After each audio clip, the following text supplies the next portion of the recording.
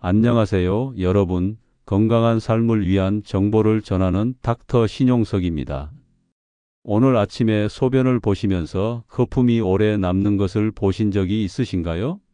또는 저녁에 양말을 벗었을 때 발목에 깊은 자국이 2시간 넘게 남아있는 경험을 하신 분이 계실 겁니다. 이 두 가지 증상이 지속된다면 여러분의 신장이 도움을 요청하는 마지막 신호일 수 있습니다. 신장은 우리 몸에서 가장 말이 없는 장기 중 하나입니다. 절반이 망가져도 별다른 증상을 보이지 않아서 조용한 장기라고도 불립니다. 그렇기 때문에 많은 분들이 신장 질환을 늦게 발견하게 되고 결국 투석이라는 선택밖에 남지 않는 경우가 많습니다. 하지만 오늘 이 영상을 끝까지 보시면 투석을 피하고 자신의 신장으로 오래 건강하게 사는 방법을 확실히 아시게 될 것입니다. 저는 신장 건강을 지키는 방법을 크게 3가지 축으로 정리했습니다. 첫 번째는 음식, 두 번째는 생활 습관, 세 번째는 검사와 관리입니다. 이 3가지만 제대로 실천하시면 당장 오늘부터 무엇을 바꿔야 할지 분명해집니다. 특히 오늘은 신장에 가장 도움이 되는 음식 3가지와 절대 피해야 할 5가지 습관에 대해 구체적으로 말씀드리겠습니다. 그리고 마지막에는 일주일 만에 신장 건강을 개선할 수 있는 실천 플랜까지 준비했으니까 끝까지 집중해서 들어보시기 바랍니다. 먼저 신장이 왜 이렇게 조용하고 위험한 장기인지 정확히 알아보겠습니다. 신장은 우리 몸에서 하루에 약 180리터의 혈액을 걸러내는 초정밀 필터 역할을 합니다. 이는 혈액을 하루에 약 40번 이상 걸러낸다는 뜻입니다. 그런데 신장의 가장 무서운 점은 50%가 손상되어도 별다른 증상이 나타나지 않는다는 것입니다. 이것은 신장이 가진 엄청난 여유분 때문입니다.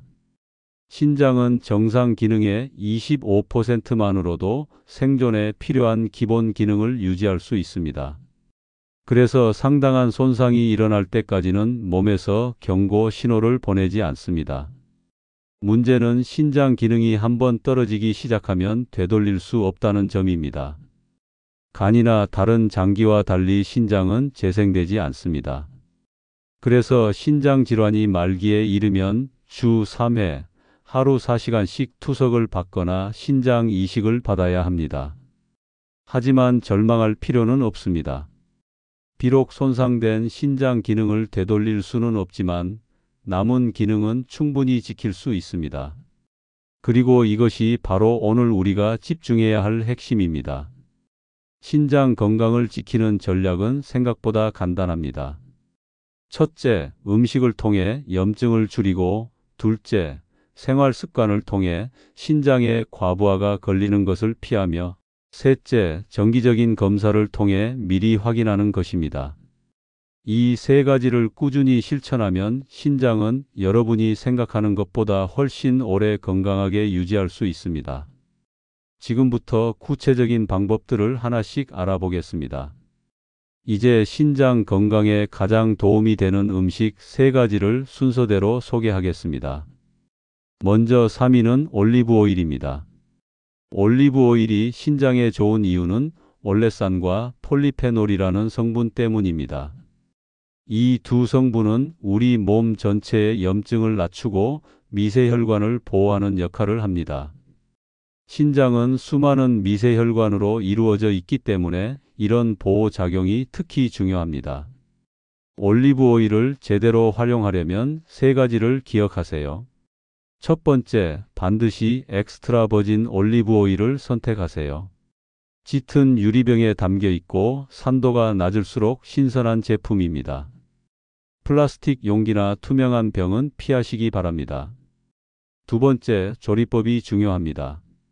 올리브 오일은 생으로 드레싱에 사용하거나 중간 불에서 조리할 때 가장 좋습니다. 튀김이나 고온 조리에는 사용하지 마세요. 높은 온도에서는 좋은 성분들이 파괴되고 오히려 해로운 성분이 생길 수 있습니다. 세 번째, 하루에 한두 스푼 정도가 적당합니다. 무가당 발사믹 식초와 함께 섞어서 사용하면 염분을 줄이는 데도 도움이 됩니다. 특히 신장 환자들에게는 염분 관리가 매우 중요하기 때문에 이런 방법을 활용하시기 바랍니다. 올리브 오일을 꾸준히 섭취하면 혈관 건강이 개선되고 염증 반응이 줄어들어 신장에 가해지는 부담을 크게 줄일 수 있습니다. 단, 칼로리가 높기 때문에 적정량을 지키는 것이 중요합니다. 두 번째로 좋은 음식은 브로콜리입니다. 브로콜리가 신장에 특별히 좋은 이유는 설포라판이라는 성분 때문입니다. 우리 신장이 혈액을 걸러내는 과정에서는 활성산소라는 유해한 물질이 생성됩니다. 이 활성산소가 신장 세포를 공격해서 손상을 일으키는데 설포라판은 이런 산화 스트레스로부터 신장을 보호하는 강력한 항산화 작용을 합니다. 하지만 브로콜리를 먹을 때는 조리법이 매우 중요합니다. 설포라판을 최대한 활용하려면 다음과 같이 하세요. 먼저 브로콜리를 잘게 썰고 5분간 그대로 두세요. 이 시간 동안 효소 반응이 일어나면서 설포라판이 생성됩니다. 그 다음에 찜기에 넣어서 2분 이내로 쪄내세요. 3분 이상 익히면 좋은 성분들이 파괴되기 시작합니다. 조리한 브로콜리는 48시간 내에 드시는 것이 좋습니다. 시간이 지나면 영양소가 감소하기 때문입니다. 특히 추천하는 레시피는 브로콜리를 들기름과 으깬 두부와 함께 무쳐서 드시는 것입니다. 들기름에 오메가3 지방산이 설포라판의 흡수율을 높여주고 두부가 양질의 단백질을 보완해 줍니다. 다만 주의사항이 있습니다.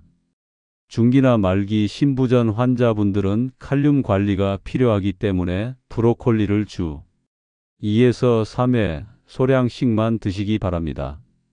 칼륨이 너무 많이 축적되면 심장에 부담을 줄 수 있기 때문입니다. 브로콜리는 항산화 효과 외에도 비타민C와 엽산이 풍부해서 전반적인 면역력 강화에도 도움이 됩니다. 이제 신장 건강에 가장 좋은 1위 음식을 발표하겠습니다. 바로 생마늘입니다. 생마늘이 1위인 이유는 말기 신부전의 가장 큰 원인인 고혈압과 당뇨에 직접적으로 작용하기 때문입니다. 마늘의 알리신이라는 성분이 혈관을 부드럽게 하고 혈압을 낮추는 데 도움을 주며 인슐린 작용을 개선해서 혈당 관리에도 효과적입니다. 실제로 연구에 따르면 알리신은 혈관 내피세포의 기능을 개선하고 혈관을 확장시켜서 신장으로 가는 혈류량을 증가시킵니다. 이는 신장이 더 효율적으로 일할 수 있게 도와줍니다. 하지만 마늘의 효과를 제대로 보려면 반드시 생으로 먹어야 하고 특별한 방법이 필요합니다.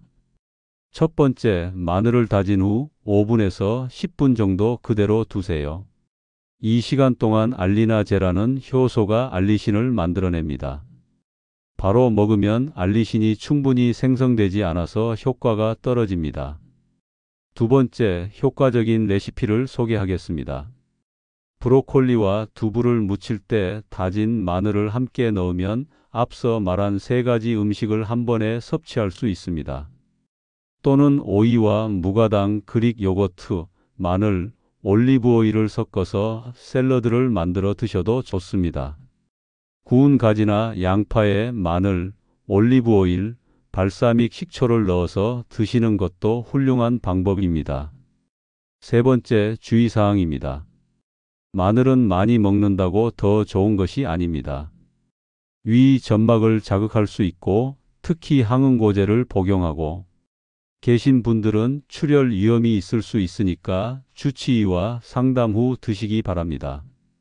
마늘의 효과는 양보다는 방법이 더 중요합니다. 제대로 된 방법으로 꾸준히 드시면 혈압과 혈당 관리에 큰 도움이 될 것입니다. 이제 신장에 해로운 5가지 습관에 대해 알아보겠습니다. 이것들을 피하는 것만으로도 신장 건강을 크게 개선할 수 있습니다. 첫 번째는 과도한 염분 섭취입니다. 짠 음식은 혈압을 올리고 신장에 직접적인 부담을 줍니다. 국물은 절반만 드시고 소스는 반만 사용하세요. 저염 간장이나 허브, 향신료를 활용하면 짠맛 없이도 맛있게 드실 수 있습니다. 두 번째는 진통제 남용입니다. 특히 이부프로펜, 아스피린 같은 비스테로이드성 소염 진통제를 자주 복용하면 신장 혈류량이 감소하고 신장 기능이 저하될 수 있습니다. 만성 통증이 있으시면 의사와 상담해서 대체 약물을 찾아보시기 바랍니다. 세 번째는 단백질 과잉 섭취입니다. 특히 붉은 고기 위주의 단백질 섭취는 신장에 부담을 줍니다. 두부, 생선, 달걀 흰자 같은 양질의 단백질을 적정량 섭취하는 것이 좋습니다. 네 번째는 흡연과 과음입니다. 담배는 혈관을 수축시키고 과도한 음주는 탈수를 유발해서 신장에 부담을 줍니다. 금연과 절주는 신장 건강의 기본입니다. 다섯 번째는 만성적인 탈수입니다. 물이 부족하면 혈액이 진해져서 신장이 더 힘들게 일해야 합니다. 미지근한 물을 하루에 6잔에서 8잔 정도 조금씩 나누어서 드시기 바랍니다. 이 5가지만 개선해도 신장 건강이 크게 달라집니다. 짜고 자주 먹는 약, 과하게 먹는 단백질, 담배와 술, 물 부족.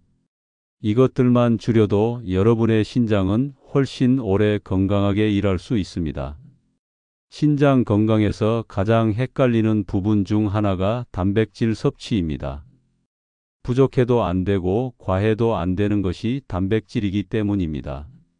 신장 기능에 따른 적정 단백질 섭취량을 정확히 알려드리겠습니다. 건강한 성인의 경우 체중 1kg당 1.0에서 1.2g의 단백질이 필요합니다. 만약 체중이 60kg이라면 하루에 60에서 72g의 단백질을 섭취하시면 됩니다. 만성 신부전 1에서 2기 환자는 체중 1kg당 0.8g으로 조금 줄이시고 3기에서 5기 비투석 환자는 0.6에서 0.8g까지 더욱 제한해야 합니다. 반대로 투석을 받고 계신 분들은 투석 과정에서 단백질이 손실되기 때문에 다시 1.0에서 1.2g으로 늘려야 합니다. 중요한 것은 양뿐만 아니라 질입니다. 같은 양의 단백질이라도 어떤 것을 선택하느냐에 따라 신장에 미치는 영향이 다릅니다. 질 좋은 단백질로는 달걀 흰자, 생선, 닭가슴살, 우유, 두부가 있습니다. 이런 단백질들은 필수 아미노산 비율이 높고 신장에 부담을 덜 줍니다. 단백질 섭취량을 줄이면 근육량이 걱정되실 텐데요.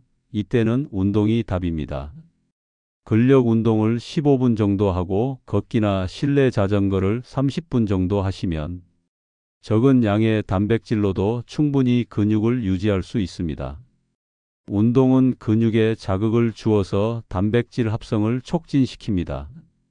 따라서 좋은 단백질을 적정량 드시고 꾸준히 운동하시면 신장도 보호하면서 근육도 지킬 수 있습니다. 이제 여러분이 직접 신장 건강을 체크할 수 있는 6가지 자가진단법을 알려드리겠습니다. 이 중 2개 이상에 해당한다면 반드시 검사를 받으시기 바랍니다. 첫 번째, 거품료가 주 3회 이상 지속되는 경우입니다.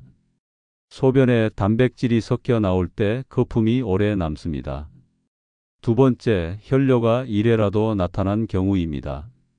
육안으로 보이는 혈뇨든 검사에서만 나타나는 미세혈뇨든 모두 검사가 필요합니다. 세 번째, 눈이나 발목 부종이 일주일 이상 지속되는 경우입니다.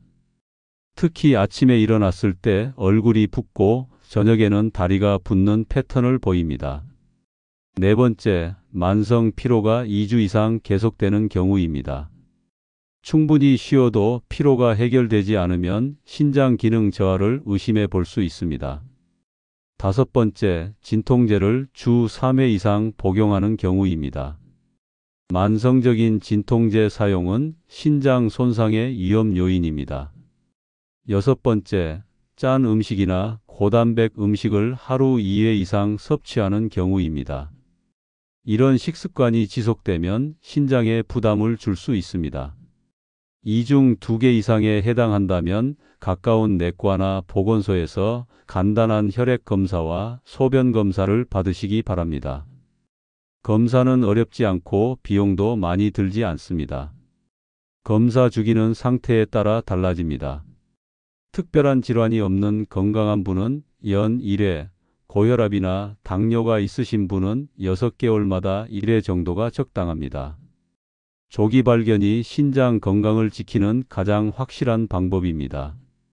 증상이 나타나기 전에 미리 확인하고 관리하시기 바랍니다.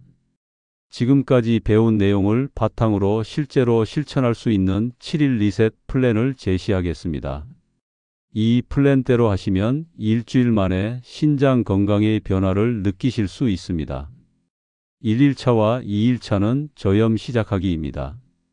국물은 절반만 드시고 모든 소스는 절반만 사용하세요. 처음에는 맛이 싱거울 수 있지만 금세 적응됩니다. 3일차는 올리브 오일 테스트입니다. 엑스트라 버진 올리브 오일로 드레싱을 만들어서 샐러드와 함께 드세요. 하루 1스푼 정도면 충분합니다. 4일차는 브로콜리 요리입니다. 브로콜리를 잘게 썰고 5분 둔 후 2분간 쪄서 두부와 들기름으로 무쳐 드세요. 신장에 좋은 3가지 요소가 모두 들어간 완벽한 요리입니다. 5일차는 생마늘 도전입니다. 마늘 반 작은술에서 한 작은술 정도를 다져서 5분에서 10분 둔 후 오이나 다른 채소와 함께 드세요. 처음에는 자극적일 수 있으니 조금씩 시작하세요. 6일차는 수분 관리입니다. 아침에 1잔, 식후에 소량씩, 오후에 2잔, 취침 전에 소량. 이렇게 하루 6잔에서 8잔을 나누어서 드시기 바랍니다. 7일차는 기록하기입니다. 이번 주에 먹은 진통제와 나트륨 섭취량을 기록해 보세요. 다음 주부터는 이것을 줄이는 방향으로 조정하시면 됩니다. 많은 분들이 이 7일 플랜을 실천한 후 다리 붓기가 줄어들고 몸이 가벼워졌다고 말씀해 주십니다. 작은 변화들이 모여서 큰 건강상의 개선을 만들어냅니다. 오늘 긴 시간 동안 신장 건강에 대해 함께 공부했습니다. 마지막으로 핵심 내용을 정리해 드리겠습니다. 신장은 지키는 장기입니다. 한번 망가지면 되돌릴 수 없지만 제대로 관리하면 평생 건강하게 유지할 수 있습니다. 오늘 배운 4가지 축을 기억하세요. 첫째, 생마늘, 브로콜리, 올리브오일 같은 신장에 좋은 음식을 꾸준히 섭취하세요. 둘째, 과도한 염분, 진통제 남용, 단백질 과잉, 흡연과 과음, 탈수 등 5가지 해로운 습관을 피하세요. 셋째, 자신의 상태에 맞는 적정 단백질 섭취량을 지키고 꾸준한 근력 운동을 병행하세요. 넷째, 정기적인 검사를 통해 변화를 미리 파악하고 대응하세요.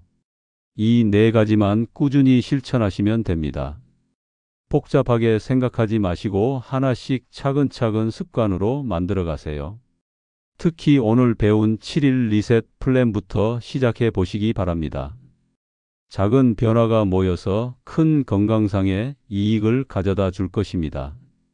다음 영상에서는 신장에 부담을 적게 주는 간식과 외식 메뉴 선택법에 대해 더 자세히 말씀드리겠습니다.